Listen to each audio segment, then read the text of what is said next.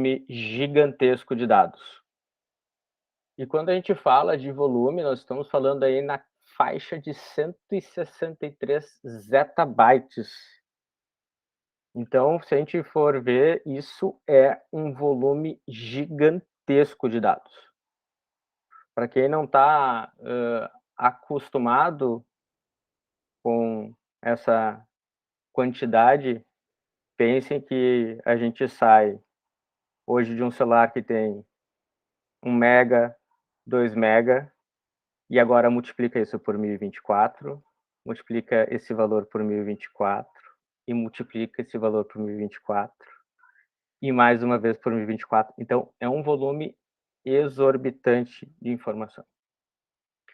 E desses dados todos, o IDC, que é um instituto que frequentemente faz análises no âmbito de tecnologia, ele estima que ao longo desse período, de até 2025, apenas uma fatia mínima de 15% ela vai estar rotulada de alguma forma para que a gente possa usufruir e consumir essa informação.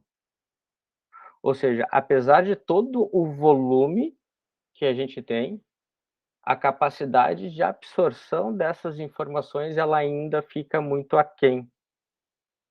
Então a gente tem um amplo espaço para tentar trabalhar.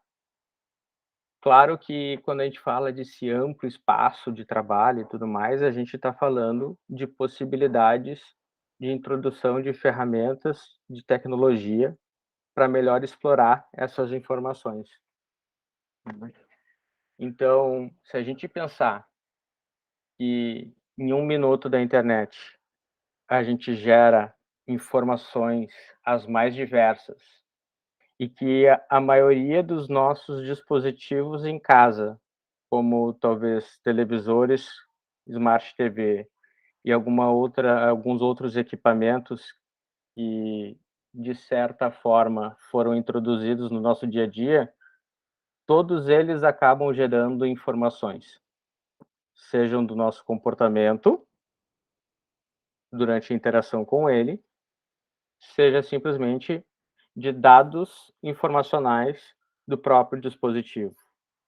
Então, para vocês terem uma noção, né, até 2020, esse mesmo estudo, quando comparava esses valores, principalmente do Netflix, eles não falavam em subscrição, né, em a gente estar lá fazendo. Eles falavam em volume de documentários, de filmes, de séries assistidos. Esse número extrapolou tão grande, ele é tão grande e tão intenso, que hoje em dia eles já falam só em subscrições, porque esse número passou a ser mais relevante dentro do contexto. Então, a gente tá falando cada vez mais de um volume de dados que a gente talvez não tenha condições hoje de trabalhar.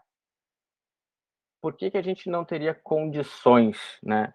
Existe um estudo que determina a capacidade das pessoas em termos de absorção de conteúdo, né?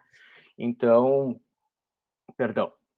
Então, ao longo dos anos, né, a gente tem uma capacidade um tanto quanto limitada para absorver tudo que é gerado de informação ou que a gente é exposto com relação a esses dados, né? E, de certa forma, o excesso dessas informações acaba gerando alguns danos no nosso psicológico, como um estresse, como depressão, como ansiedade, porque o volume é tão grande que a gente não tem condições de absorver e correlacionar alguns fatos, né? Hoje a gente vive até na era das fake news, das notícias deturpadas, da mídia conseguindo, de certa forma, definir e manipular algumas decisões, como foram os casos que a gente viu em algumas eleições americanas. Então, a quantidade hoje de informações, ela é muito superior à nossa capacidade de absorver. E isso gera o fenômeno de infoxicação, né? Isso a psicologia já traz como uma patologia. E se a gente pensar que a partir de 2025 as expectativas é que isso chegue a um número absurdo, de certa forma, isso só piora, né, para a gente. E segundo o Ricardo Capra, que é um pesquisador de cultura analítica, né, os nossos limites físicos e biológicos já não conseguem mais consumir, processar e analisar essa quantidade de informações, né? E, de certa forma, a gente precisa tentar trabalhar isso para poder gerar um resultado diferente. Então, se a nossa capacidade ela é limitada e à medida que eu vou conseguindo mais informações até o ponto onde eu gero esse estresse, essa dependência, essa questão patológica, a parte toda de tecnologia que a gente vem ouvindo falar hoje, como ciências de dados, algoritmos, inteligência artificial, elas vêm justamente para conduzir essa curva para dentro da nossa capacidade, enquanto seres humanos, de consumo de informação. Ou seja, eu consigo agora, através de algumas tecnologias, minimizar o efeito que eu tenho com relação à exposição dessas informações e desses dados, para que a gente possa voltar para níveis saudáveis do consumo de informação. Por quê?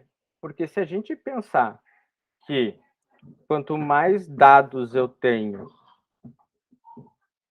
pior é para eu trabalhar, a gente precisa conduzir algumas técnicas para poder gerar valor em cima dessa informação.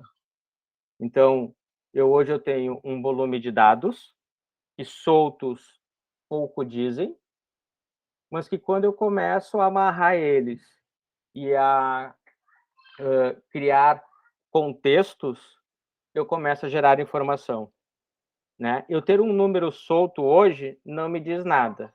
Agora, se esse número tiver atrelado ao nome de uma pessoa e ele tenha uma característica X, eu já posso dizer que eu já tenho uma identificação dessa pessoa como CPF, como RG, como número de habilitação.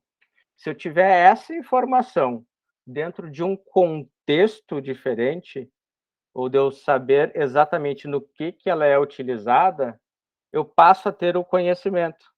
Então eu sei que talvez esse documento me permita abrir cadastro, me permita, fazer um pedido de crédito, talvez me permita dirigir um veículo. E quando a gente consegue entender os motivos que nos levam a tomar decisões e a usar o conhecimento, é que a gente chega na sabedoria, né. Então, o valor que esses dados, hoje, que a gente tem disponíveis, geram, é somente no topo de cima da pirâmide. Então eu ter o dado pelo dado, ele não é tão bom quanto eu saber que o conjunto de alguns dados me geram uma informação e que, aplicada ao meu contexto, vão me gerar conhecimento. E eu saber o porquê que eu utilizo esse conhecimento para tomar uma ação, é que eu acabo gerando hoje o valor que as organizações esperam. Então, de certa forma, ele tem o seu viés até subjetivo, né, quando a gente fala, essa questão de conhecimento e sabedoria. Então a gente parte de uma informação factível, que é o dado, e a gente vai agregando informações e itens do nosso dia a dia, do nosso contexto, para poder gerar sabedoria. Por isso que um dos grandes desafios, por assim dizer, com a parte de ciência de dados, ela não está tão imersa hoje na questão ou no viés técnico. O grande determinante do melhor uso dos dados está justamente no contexto, entender o negócio que a gente está trabalhando e os problemas que a gente precisa resolver ou as oportunidades que a gente precisa atacar. Porque a complexidade dentro desse ambiente, ela também acaba crescendo. Se a gente parar para pensar em termos de complexidade e valor gerado pela informação, a gente vem de um âmbito muito mais descritivo, de tentar identificar o que aconteceu quando a gente olha para os números, para depois tentar fazer um diagnóstico, entender o porquê que aquilo aconteceu. E agora, mais recentemente, nos últimos anos, a gente vem falando muito de predição e prescrição, que é entender aquilo que vai acontecer e exatamente o que precisa ser feito. Então, se a gente for pensar numa linha de tempo, o lado todo descritivo e de diagnóstico era o que antigamente as organizações trabalhavam mais como business intelligence, né? Ou que agora algumas trabalham muito forte como analytics. E a parte toda de predição e prescrição é muito mais voltado à parte de data science de forma efetiva, né? Então, quando eu tenho um foco muito mais no que aconteceu e por que aconteceu, ou seja, eu consigo gerar respostas para isso e talvez alguns pequenos insights do que eu tenho, a gente fala muito de analytics. E quando a gente começa a trabalhar com a forma de predição e de prescrição, efetivamente, aí a gente já começa a falar mais de ciência de dados. E a gente tem o hype todo em cima, né, hoje, desse termo, né. Se a gente pensar, esse termo ele foi cunhado, né, o cientista de dados, ele foi cunhado pelo DJ Patil numa entrevista, e aí nós estamos falando isso lá em 2012, né, quando ele precisava explicar um pouco das atividades que ele fazia, ele enquanto estatístico da época, e se criou todo o estigma da profissão mais sexy do século XXI. E a mídia fez o seu papel e divulgou, né, e fez várias entrevistas, como foi o caso de um Globo Repórter, que teve especificamente entrevistando alguns profissionais da área, porque é uma profissão emergente, né, principalmente no Brasil, onde a gente fala aqueles deixaram como o homem, né, das 1000 habilidades, mas não vamos dar gênero, né, é a pessoa das 1000 habilidades. E talvez por aí a gente ainda escute falar dos profissionais unicórnios, né, que tanto tem que saber, que tanto tem que buscar. E claro que, como todos, a gente também tem a questão envolvendo remuneração, e aí, claro que a Rede Record, né, fez o favor de divulgar, né, a carreira que promete R$ 22.000 em termos salariais. Então, pensem que, fora a necessidade da gente tentar trazer o emaranhado de informações para um contexto que a gente consiga absorver, a própria mídia ainda foi lá e botou uma pitadinha de sal para tornar isso um pouco mais relevante, né? Seja pela oferta salarial, seja por tratar os profissionais da área como pessoas diferenciadas.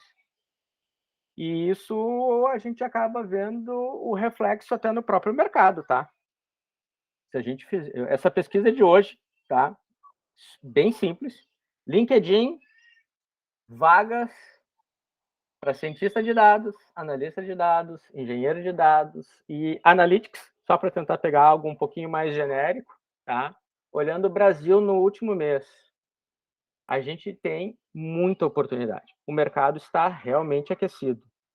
Mas esse aquecimento, ele até se dá muito em virtude, tá, pessoal, das necessidades que a gente tem, tá?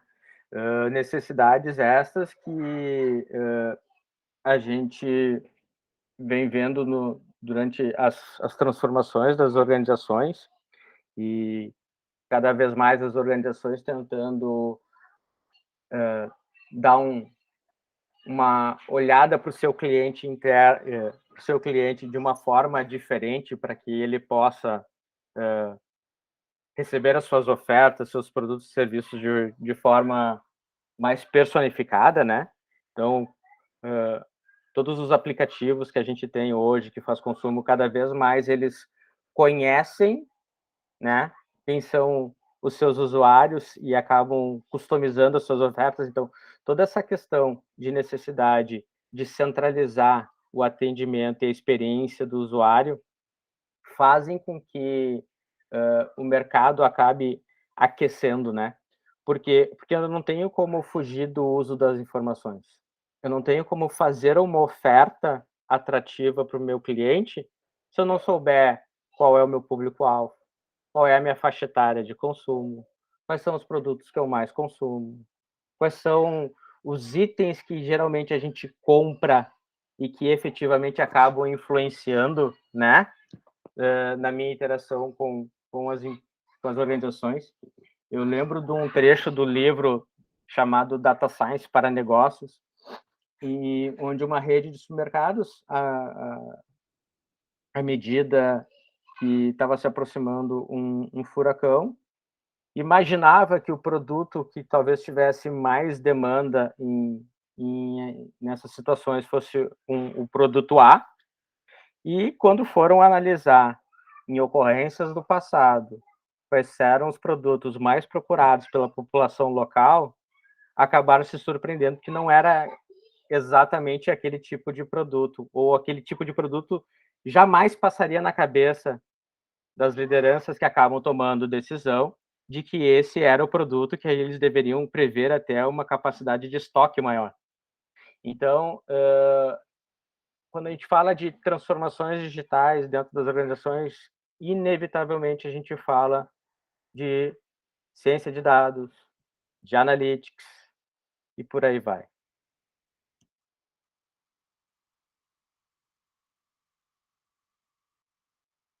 Nessa linha, o Gartner, que é um instituto de pesquisa, acompanhamento de mercado, principalmente para tecnologia e de consultoria,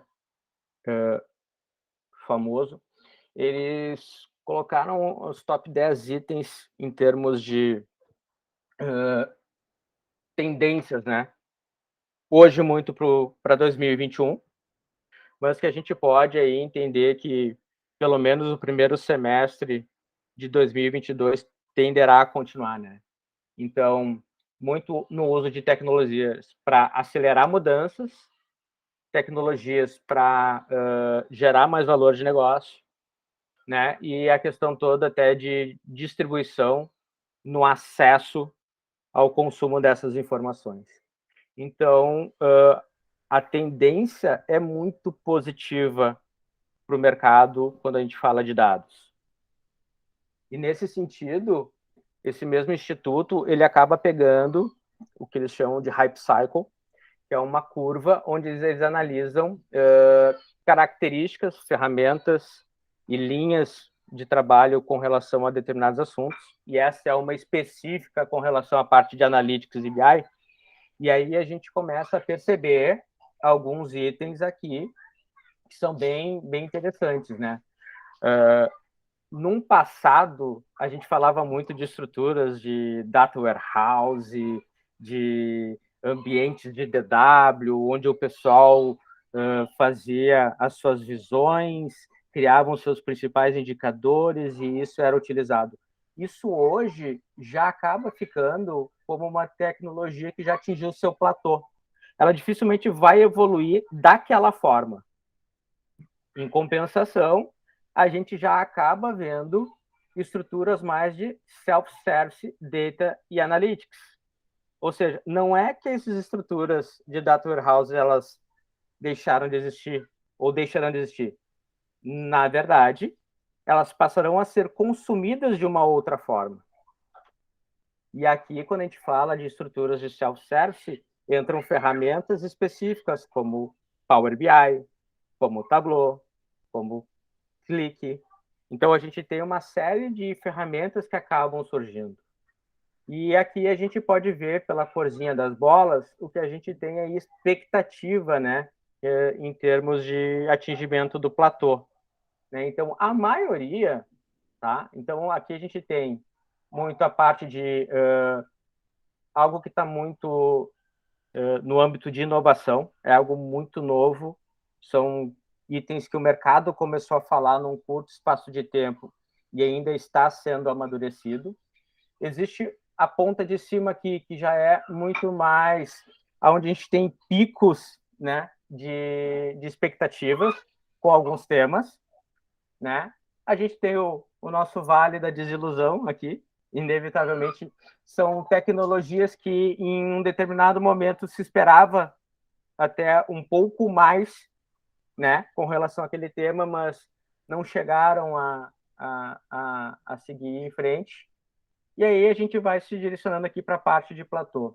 E vejam que, além dessas questões envolvendo muito ferramental, existem coisas também que estão relativas à parte de métodos e formas de trabalho. Como a gente acaba vendo algo que a gente tem aqui que é data storytelling, que é eu posso ter o melhor dado, a melhor informação, o conhecimento sobre um determinado tema, saber quando eu devo usá-lo. Agora, se eu não souber como contar essa história e levar essa informação adiante, uma oportunidade de negócio pode estar sendo negligenciada, né? Um problema pode deixar de ser resolvido da melhor forma, justamente porque eu não consigo contar essa história de uma forma atrativa para o público-alvo que eu preciso levar. Então, aqui a gente tem uma série de coisas. Então, o mercado, sim, ele vai continuar, ele tem uma forte tendência, tá, positiva daqui para frente. E quando a gente fala de ciência de dados nas organizações, a gente vê uma série de papéis. Tá? Nós vamos passar por alguns papéis aqui de forma bem pontual sobre alguns, tá? Sobre o analista de negócio, o analista de dados, o engenheiro, o cientista e o administrador de banco de dados. Porém, entendam que a gente vai separá-los, mas em algumas organizações acaba sendo a mesma pessoa. Até agora, esses tempos, eu estava ouvindo num fórum de discussão o pessoal chamando já o cientista de dados full stack, né? Que é a pessoa que faz barba, cabelo e bigode, né? Então, isso é talvez um papel que nasce hoje, talvez, numa mesma pessoa, mas à medida que o tema vai amadurecendo dentro das organizações, a gente vai acabando por especificar, né, um pouquinho. Simone.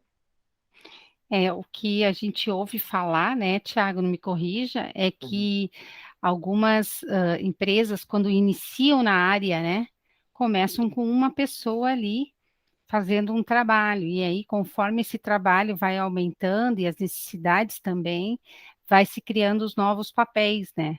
Mas Exato. bem no início ele escova a bit, ele vê os dados, ele faz tudo, do engenheiro ao cientista, né? Exato, exato. Isso é muito comum, tá?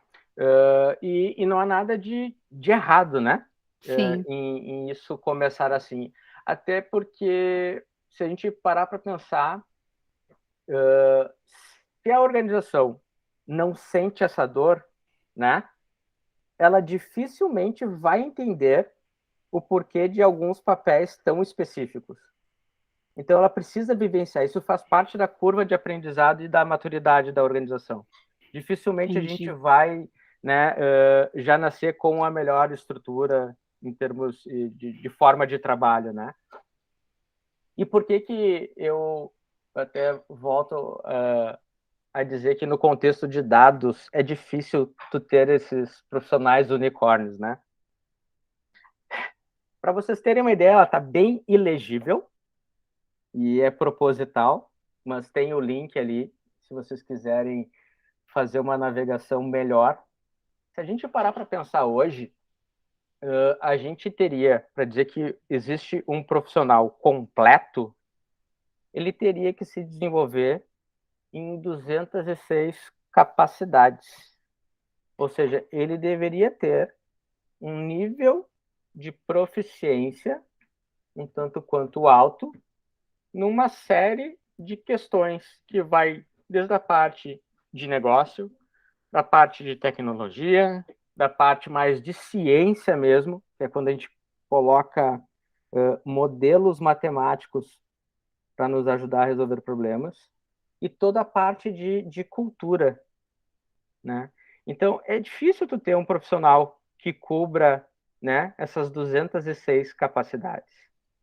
Então, faz sentido a gente ter profissionais mais específicos por áreas-chave, né, por um conjunto de capacidades que se aproximam, e faz sentido também que algumas organizações iniciem ou sigam caminhos diferentes, né? Então, tem organizações que vão entender que o seu caminho talvez seja muito mais pelo âmbito de tecnologia, porque ela ainda precisa organizar algumas coisas antes, para depois entender efetivamente quais são os seus problemas de negócio que devem ser resolvidos. Assim como vão ter organizações que talvez comecem muito mais pela questão de cultura, e talvez agora, com o advento da LGPD, talvez outras venham pela necessidade da questão normativa legal, né, de estar conforme, né, o que determina a nossa Constituição. Mas vamos lá. Quem é essa figura, o analista de negócio, né? Esse cara já existe, essa pessoa já existe dentro das organizações, né?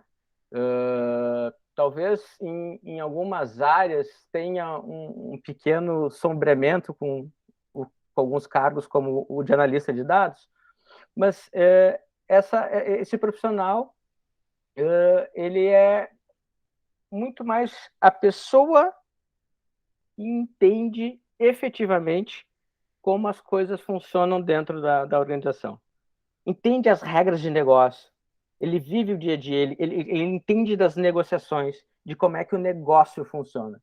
Ele vai, às vezes, usufruir de um relatório, de um gráfico, de uma visualização provida por outras pessoas, e às vezes ele até pode ter um pouco do conhecimento de como trabalhar essas informações, mas ele está muito, muito imbuído nas regras do jogo, de como é que o jogo funciona, quem é que ganha, quem perde, como as coisas funcionam dentro da empresa. Então, esse é o analista de negócio. E esse cara é extremamente importante. Já o analista de dados, ele vai muito mais focar em como ele utiliza ferramentas que possam gerar as visualizações e os relatórios necessários para que o analista de negócio, detentor das suas regras de trabalho, consiga tirar o melhor proveito, né? Então, é o cara que vai, talvez hoje, ser responsável pela criação de qual é o perfil de público-alvo, como é que ele vai fazer a limpeza e a transformação simples de algumas informações. Ou seja, é pegar um dado e trazer para o contexto. Ele não é a transformação do dado que a gente vai ver ali mais para frente de um outro papel, mas ele é o transformar aquele dado para o contexto de negócio, né? Chamar sei lá, o ID de cliente que a gente tem, né, a nossa matrícula para aluno, né, para cliente A, cliente B. Então ele vai começar a dar essa roupagem um pouquinho diferente, né? Ele vai habilitar que com o uso de algumas formas de análise mais avançadas, ele consiga identificar comportamentos e gerar insights e possíveis resoluções de problemas que o negócio possa estar sofrendo, né? Então, eles trabalham, sim, em parceria, né? Dificilmente a gente consegue fazer um voo solo, né? Sem ninguém ajudando. As organizações não funcionam mais assim, né? De departamentos de forma isolada, né? Como silos. A gente precisa cada vez mais estar todo mundo junto dentro de um propósito, né? Então eles vão, sim, se apoiar principalmente do time de engenharia no que tange a trabalhar e acessar essas fontes de informação. Então, é o engenheiro, a pessoa hoje que vai acabar efetivamente disponibilizando o acesso para que os analistas e os cientistas possam fazer o seu trabalho, né?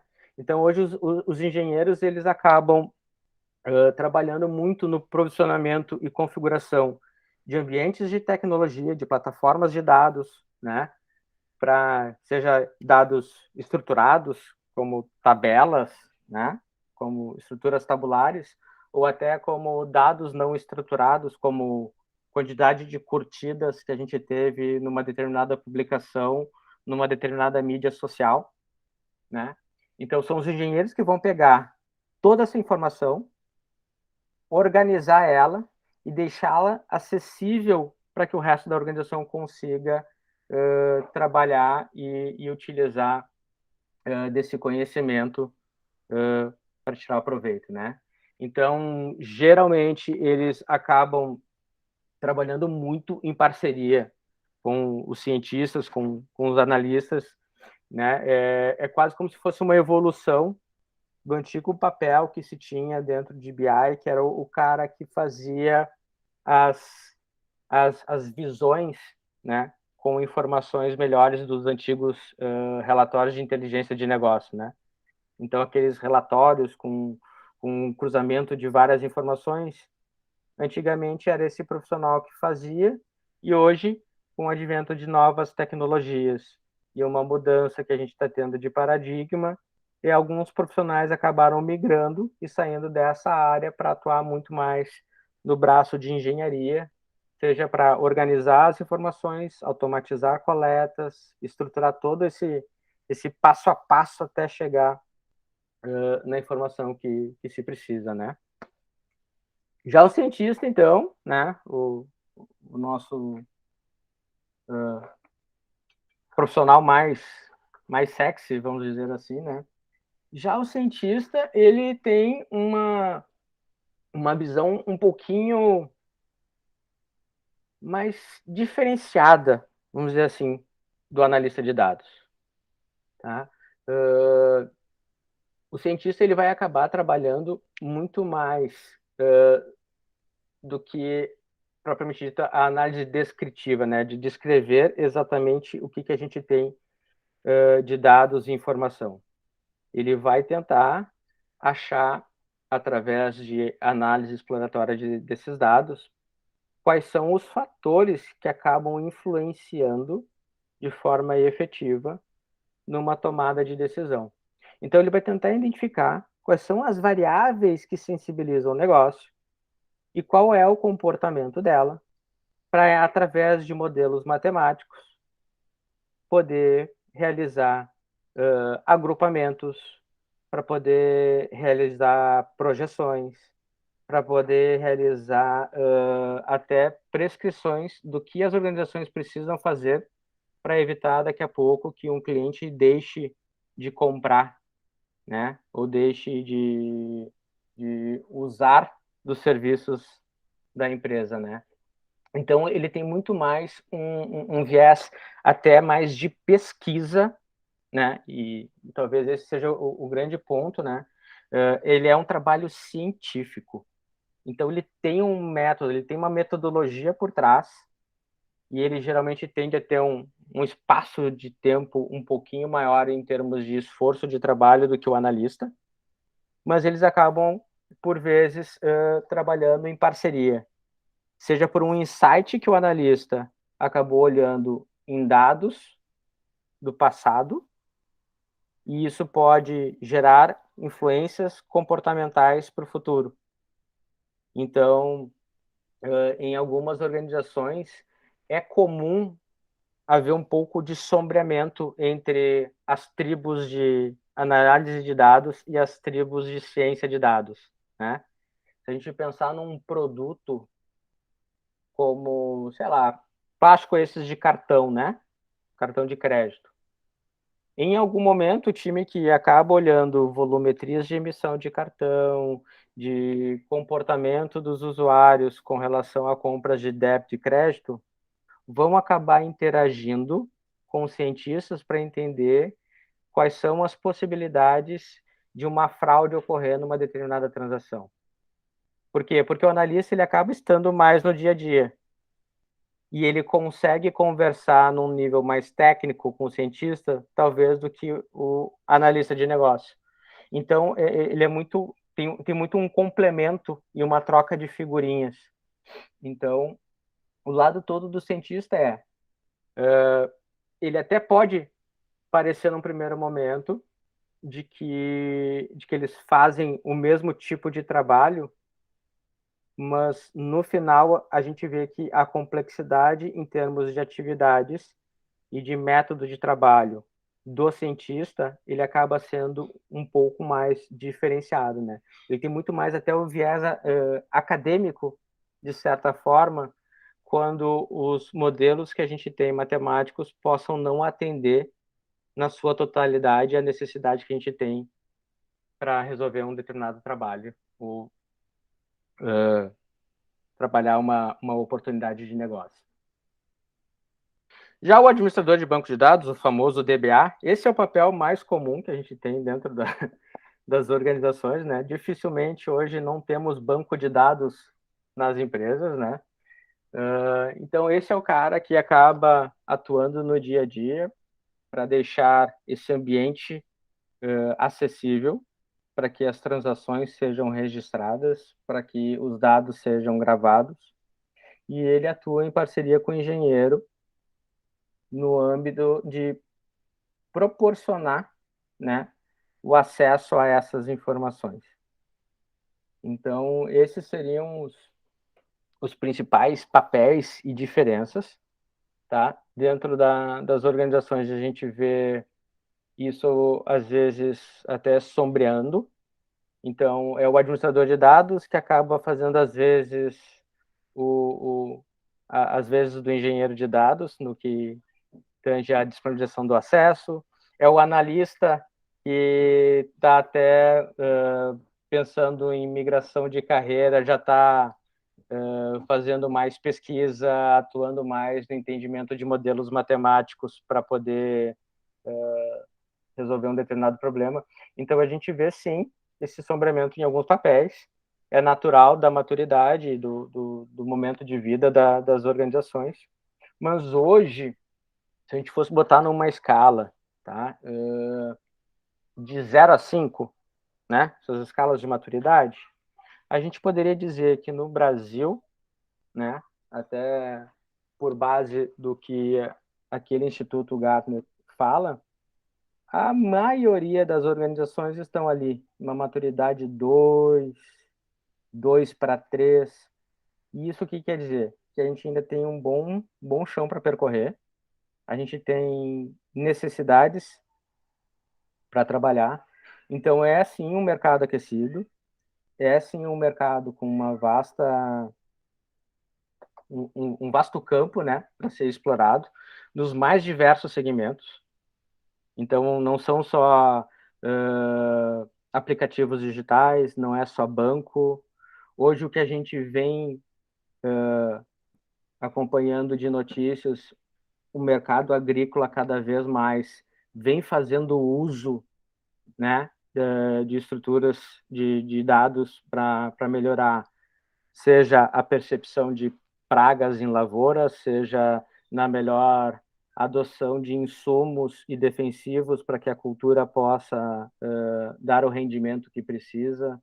É drone voando e pulverizando algumas lavouras, né? São escolas, que até a Simone estava no início do nosso papo conversando sobre as mudanças dentro da educação, as escolas cada vez mais trabalhando com essa questão do uso de raciocínio lógico e tudo mais, usando aquelas estruturas dos Legos, né, dos bloquinhos de montar e tudo mais, tudo cada vez mais fazendo com que a nossa capacidade analítica seja melhor desenvolvida. A minha opinião, pessoal, é de que hoje eu não vou mais ter ali na frente. Hoje a gente até tem os cargos bem separados, né? Análise e ciências mais.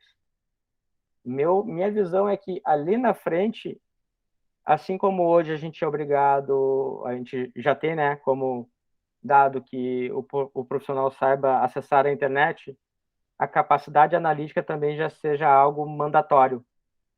Isso não vai ser específico de um papel ou de outro. A nossa necessidade, a partir do momento em que a gente tem um mundo cada vez mais digital, a necessidade de sermos cada vez mais analíticos, ela é para mim uma premissa verdadeira, né? Então, acho que a gente não vai mais ter isso como um diferencial e ali na frente isso tenderá a ser, né, requisito obrigatório. E como é que a Target Trust, agora fazendo um jabá, né? Como é que a Target Trust pode ajudar, né, o mercado? Hoje a gente tem dentro da Target duas formações, né? Tanto a parte de Data Science quanto Data Analytics, né? Onde cada uma delas a gente tem trilhas específicas.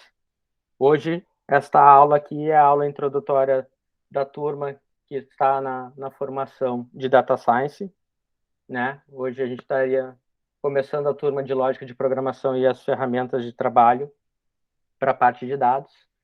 E a gente tem já as duas turmas da sequência dessa formação já previstas aí, né? Para se trabalhar.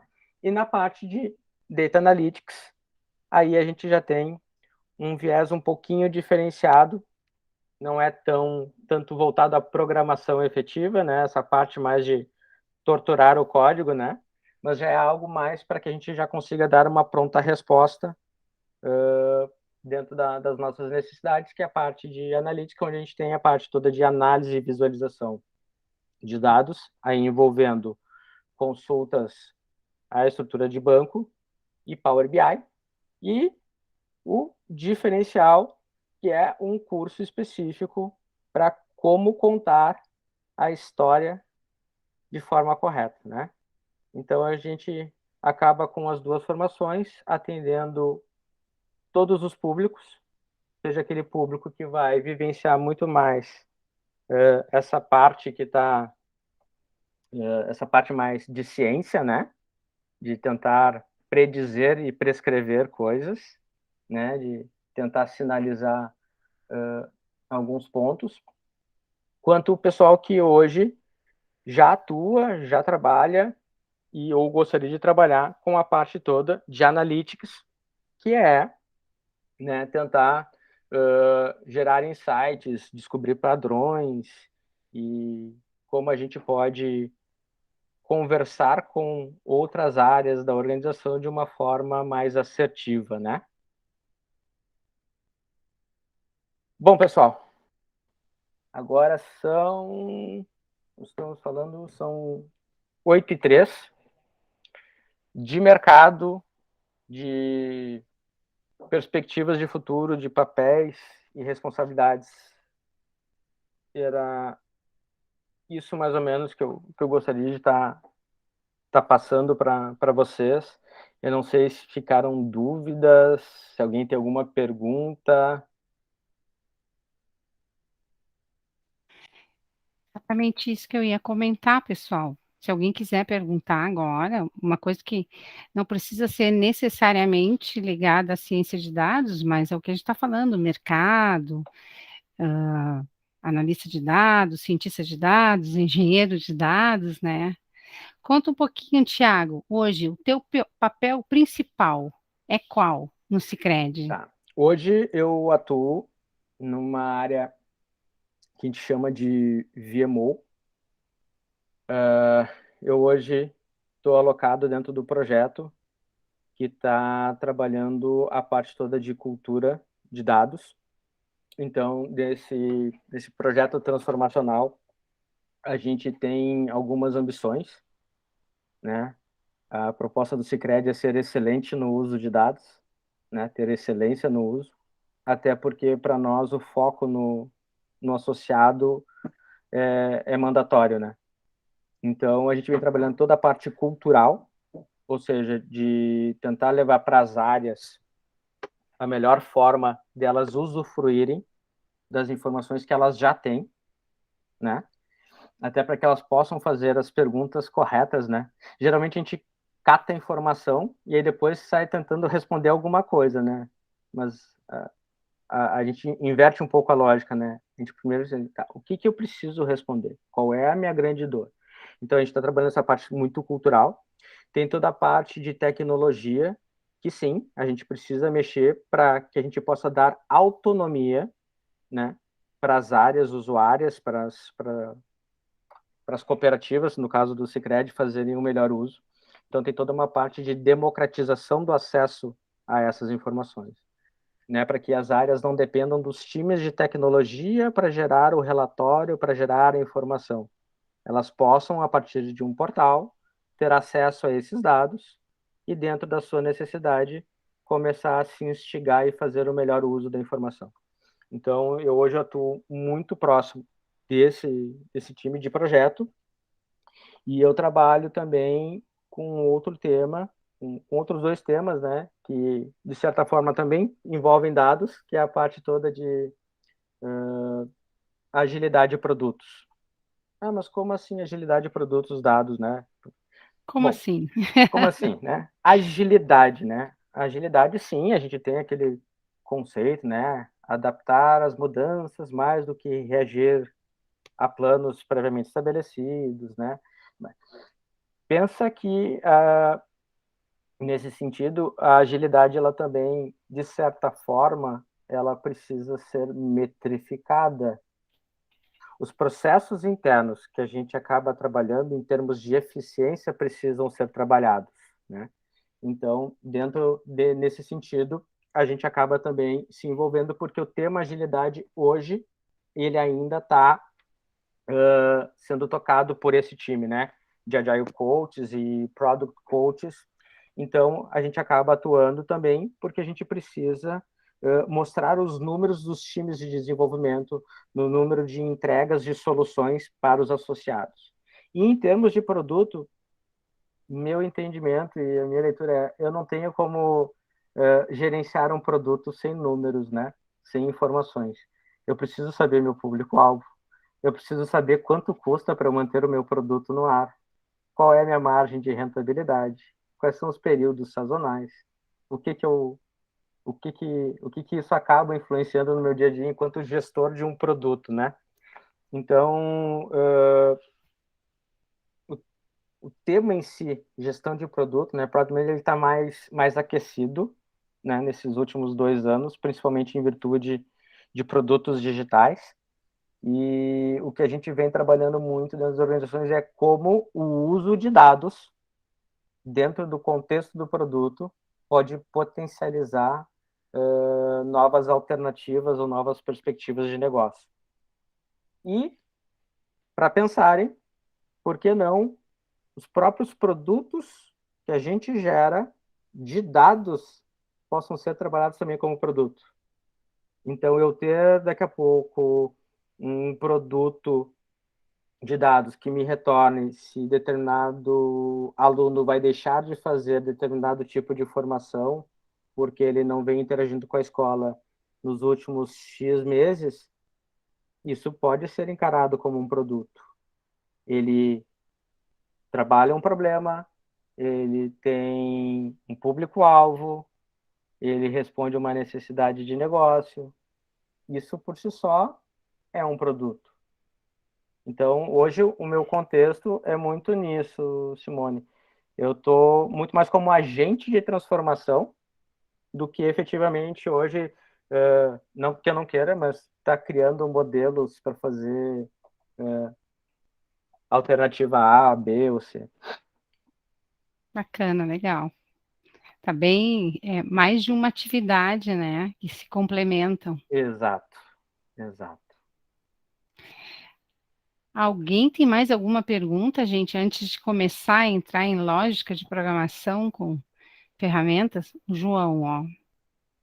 Fala, João. Boa noite, boa noite. Eu gostaria de saber, né, que tu cita vários setores, né, na área. Eu gostaria de saber se existe alguma diferença salarial entre os setores, ou quanto mais próximo da programação do código, talvez aumente a dificuldade e possa gerar mais renda. Só uma dúvida mesmo sobre isso. Sim. Sabe que isso geralmente acontece, tá?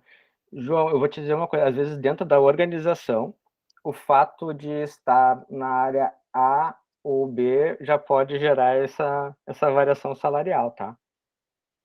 O que a gente acaba percebendo, hoje, tá, de um modo geral, o mercado financeiro acaba tendo uma representatividade salarial boa, tá? O que eu quero dizer com isso?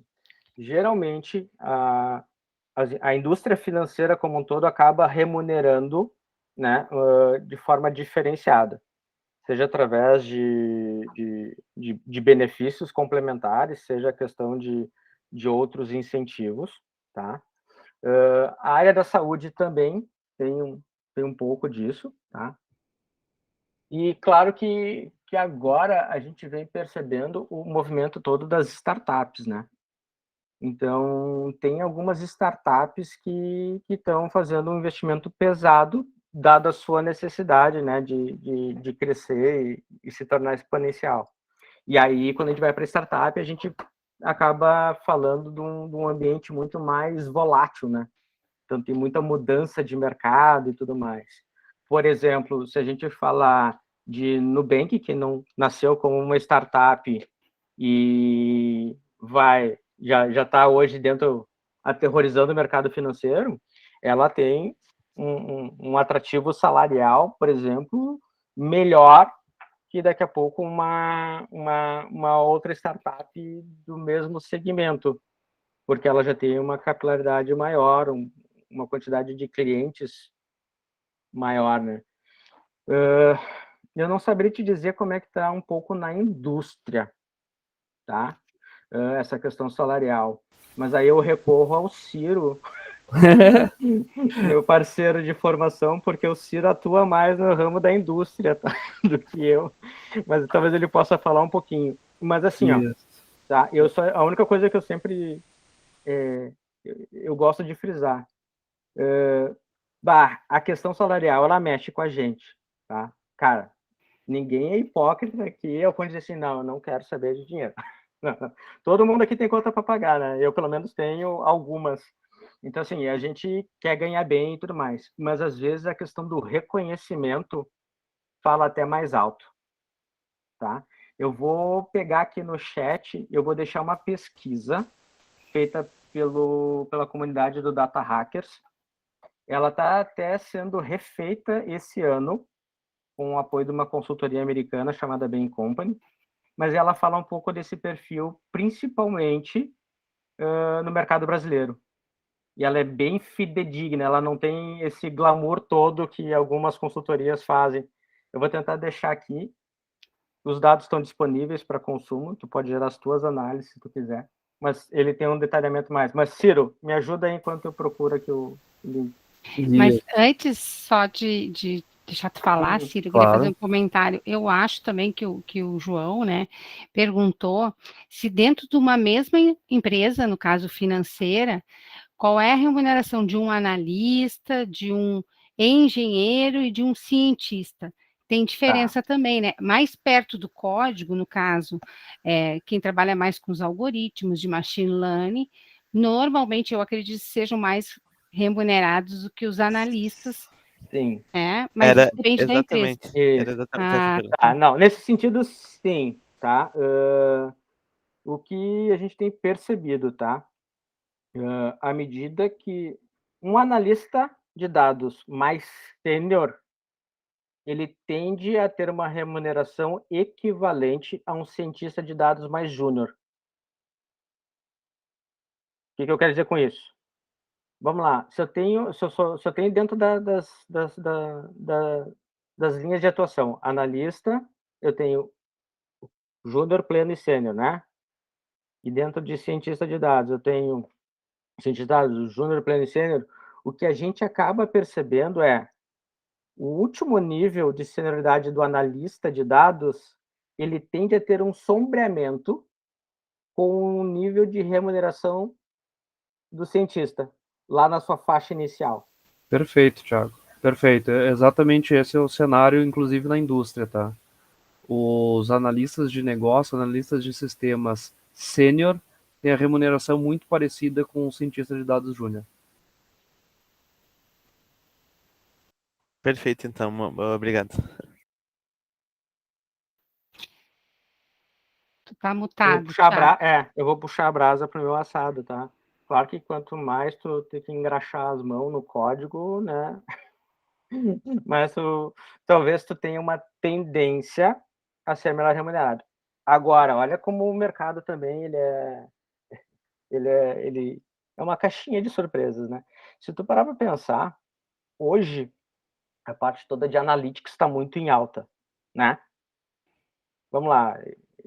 Quem nunca ou quem ainda não ouviu falar, por exemplo, de Power BI, né? Fazendo o jabá pro curso aí que a gente tem iniciando agora em novembro.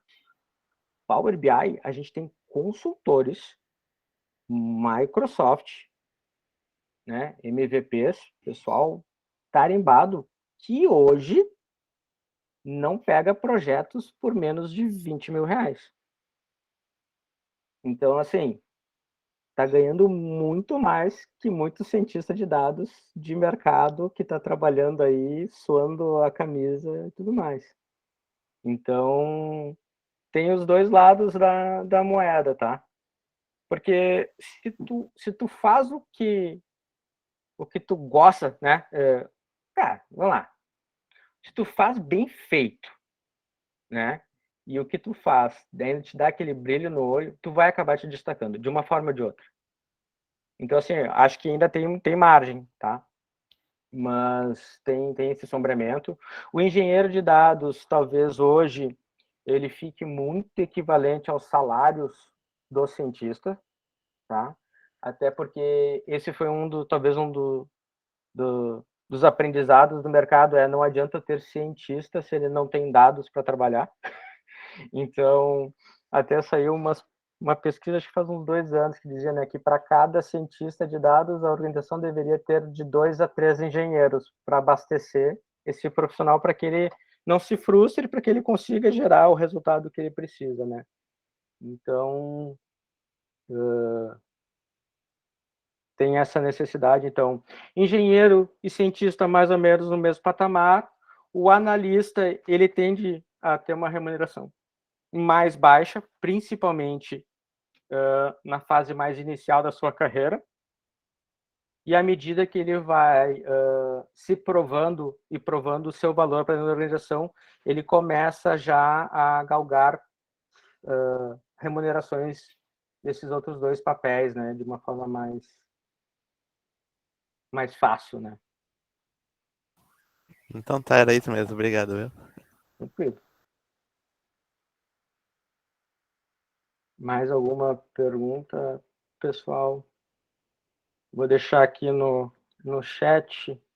Esse é um link para os dados dessa pesquisa que eu comentei de 2019, que está sendo refeita esse ano. E ela está numa plataforma de competições de dados, que é o Kaggle. Tem muito acesso a dados de empresas para a gente começar a brincar e trabalhar. Mas aí são pessoas do mercado Brasil que responderam suas faixas salariais, cargos, qual é o perfil geralmente do profissional de dados, né? Só falando, né, sobre o que tu tinha comentado, né, que talvez futuramente seja, né, um pré-requisito tu saber essas coisas como básicas, né? Até falando sobre Power BI, que tu disse que tem alguns profissionais que são muito bem remunerados. Eu trabalho com Power BI o dia todo, né? E eu fico pensando, né, que daqui a pouco ele vai ser só uma ferramenta de usuário final, né? Que, Sim. por causa que ele, logicamente, né, depois tu acaba pensando, tipo, que ele tem algumas dificuldades, talvez aprender DAX ali possa ser uma barreira, mas inicialmente ele é bem fácil de usar, né? E acho que futuramente ele vai acabar ficando, né, algo tipo uma extensão do Excel. Se a gente parar para pensar, né, ele evoluiu de uma extensão do Excel. Exatamente. Né? O surgimento do próprio produto ele já vem, né? Ele começou por dentro da própria ferramenta do Excel.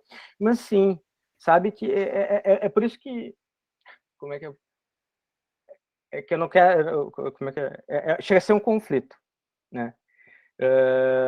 Nesses 20 anos já dentro da parte de tecnologia, eu já tive visões de que não se precisaria mais aprender a programar, porque isso seria, né, clica, clica, clica, clica, tá aqui o programa. Aí eu vi o retorno, né, do Jedi, da gente precisando aprender algoritmos, a gente precisando escrever. E hoje a gente já vê também, de novo, voltando, né, essa questão do vai e volta, da gente ter cada vez mais condições rápidas de gerar soluções sem precisar escrever uma linha de código, né? Então, a própria estrutura do Power Apps, que é a estrutura da Microsoft, onde o Power BI está dentro, tu hoje já cria aplicações sem escrever uma linha de código. Inclusive para dispositivo móvel. Então, quer dizer, eu posso fazer um aplicativo, disponibilizar ele sem precisar efetivamente saber escrever código. A pergunta que fica é, será que eu estou fazendo da melhor forma ou da forma mais otimizada? Aí é que eu não sei. Mas acho que a capacidade analítica e a capacidade de pensar de forma mais lógica, elas tenderão a ser mais trabalhadas daqui para frente do que elas foram até então. Mas aí é palpite, né? Se eu tivesse que fazer um bolão de aposta aqui, meu palpite é que, assim como no passado conhecer o Word e Excel era obrigatório no currículo, vai ter lá saber entender a questão analítica por trás, né? Era isso mesmo, era só levantar um, Não, um assunto. mas é isso aí mesmo, João. Mas Foi bem por aí. é legal, João, até um exemplo bacana, tá? Onde é que entra o interessante da gente aprender Python e aprender outras funcionalidades, tá? Que nem sempre a ferramenta te entrega 100% o que tu precisa. E às vezes quando tu se depara com algumas coisas e tu precisa fazer entrega e o próprio Power BI às vezes não consegue entregar na plenitude que tu precisa, aí tu tem que entrar pro Python, tu tem que entrar para outros mecanismos e fazer o Power BI, por exemplo, só como recurso final da entrega. Então tu faz todo o trabalho do teu código, tu faz todo o ajuste dos teus dados e faz o Power BI só como entrega. Um exemplo bem prático que tem disso é assim, por exemplo, o Power BI ele é muito bom, ele é excelente, mas quando tu começa a chegar nos milhares ou milhões de registros, ele não comporta fazer todo o processo. Tu precisa fazer lá no Python, entregar para ele já mais prontos os dados, e daí sim tu consegue fazer a entrega final. Isso acontece realmente. Eu vivencio isso. Acontece bastante dele começar a travar depois de, sei lá, 46 mil linhas de Excel. Ele começa a travar de formas. Isso aí. Aí o teu consumidor do teu relatório acaba ficando impaciente, né? Toda vez que eu vou acessar esse relatório aqui, demora não sei quanto tempo, né? Acontece muito. Mas aí a gente tem... E aí que talvez seja o grande diferencial, talvez, de quem aprende por conta e talvez de quem acaba fazendo algum curso de formação, que é entender como dá para tirar o suco dessas ferramentas, né? Então, por exemplo, talvez no Power BI, tá? Só usando como exemplo, tá, João? Talvez eu usar a medida implícita do que a medida explícita já vai te gerar um diferencial. Por quê? Porque o Power BI trata isso de forma diferente. Ele pode usar um ou mais núcleos de processamento, dependendo de como tu faz a tua medida, né? E aí isso vai trabalhar de forma diferente, né, em termos de performance, né? Mas, cara, assim, ó, o mundo de dados, pessoal, assim, cada vez mais tem uma infinidade de ferramentas que é assim, ó, para quem gosta de tecnologia ou para quem já vende tecnologia, chega a brilhar o olho, e para quem é consumidor final, não entende por que nunca teve isso, né? Então, o próprio acesso às informações, né? Quantos portais a gente tem hoje de transparência, de acesso a informações que antes a gente não imaginava. E se a gente for parar para pensar, pensa lá nos dados do governo, né? dados.gov.br. Aqueles dados, eles não são usados pelos órgãos do governo daquela forma que ele está sendo entregue ali. Aquilo ali já é o resultado de um trabalho por trás que correlacionou uma série de fatores, uma série de itens para trazer aquela informação de uma forma mais palatável para quem não está hoje dentro dos órgãos do governo, né? Então, para quem vende tecnologia, tem uma série de ferramentas por trás e de trabalho de pessoas que botaram lá suas mãozinhas no código para poder entregar aquilo que, para quem consome, cara, por que eu nunca tive acesso a isso antes? Olha aí, tá tudo aí. Era o que eu precisava, né? Mas tem todo um esforço intelectual por trás, né? Que a gente precisa considerar, né? Então, eu acho que a gente está vivendo, talvez, hoje, um dos melhores momentos. Porque hoje a gente tem tecnologia, ou a tecnologia está mais acessível e que nos possibilita utilizar mais dessas informações que a gente tinha antes, né? Se a gente parar para pensar, os modelos matemáticos que a gente usa em aprendizado de máquina, né, em machine learning, eles são da década de 70. O que mudou de 70 para cá? O poder computacional, o acesso à tecnologia, né? E a própria nossa cultura com relação ao uso. Então, é muito mais em cima disso, né, do que efetivamente algo extremamente disruptivo, né? Assim, minha nossa, mudou da... Não, teve mudanças, sim, principalmente de contexto, né?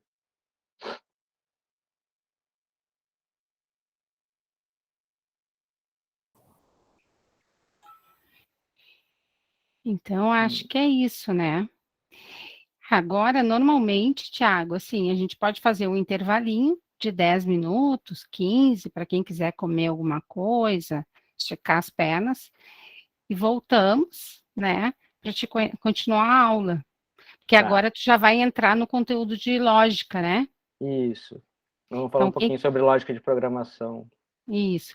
Quem quiser ficar, só ficar mutado e com a imagem, daqui a pouco a gente está voltando, né, Thiago? Isso. E aí vai ver um pouquinho de lógica de programação aí. Não sei se tu já entra em Python, alguma coisinha hoje.